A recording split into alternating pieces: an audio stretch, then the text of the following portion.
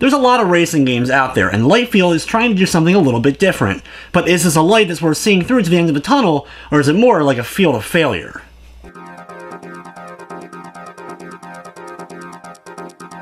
Lightfield is a very fast-paced, futuristic racing title. At first glance, the game may remind you of Wipeout, but it has one key mechanic that ends up setting it apart, and that is the snapping system. The way that this works is your vehicle is always flying, but when you press one of the face buttons, you'll snap to a nearby surface. When you're attached to a surface, you go a lot faster, so your goal usually is to try to get to the next surface as quickly as possible. So this blends the racing with a bit of parkour as you're trying to jump from surface to surface. You'll have boost if you time things correctly, as well as you're able to drift to get around tight turns. The game features a decent variety of tracks that you'll unlock new ones by gaining experience. You'll find experience scattered all throughout the courses as you go through and you can pick them up, as well as for winning or getting a better time on the time trial. Each course is broken up into 4 difficulties for its main race as well as its time trials. When you make it to a new course, all the difficulties are already unlocked, so you don't have to complete beginner in order to unlock advanced and pro for the races. They feature 5 other racers besides you on the tracks, and the tracks don't change up at all, they just get much more difficult as far as the AI is concerned.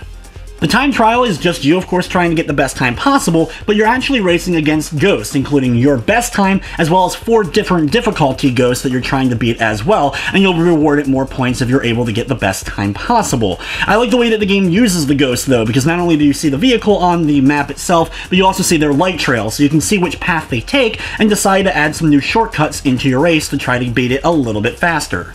You're also able to just explore around. If you don't want to do a race, you can either practice a certain area or look for the collectibles that are scattered along each planet.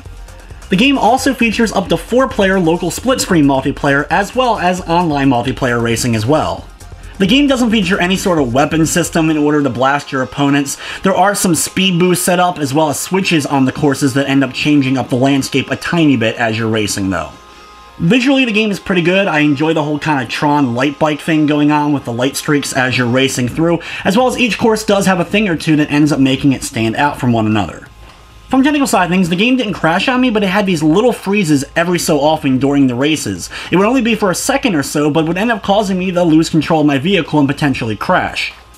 Lightfield is available now on the PlayStation 4 and Xbox One for $19.99, and unfortunately though does not have a Platinum Trophy on the PS4. Overall, the concept of Lightfield is really cool. The snapping on the surfaces mechanic works really well once you get the hang of it, and leads to some really fun and intense racing. The game just ends up lacking in modes though. There's story mode or cup mode or really customization going on, and there's only so much to do on each course. Even though there is an okay amount of them, the game also is pretty steeply priced currently at that $19.99 price point. With that said though, I hope Lightfield ends up getting worked on with new features added, because it could potentially end up being great down the road. But at its current state, I'm going to be giving it a 6 out of 10. But anyway guys, it's going to wrap up this review. I'd like to thank you for watching, and of course I hope you enjoyed.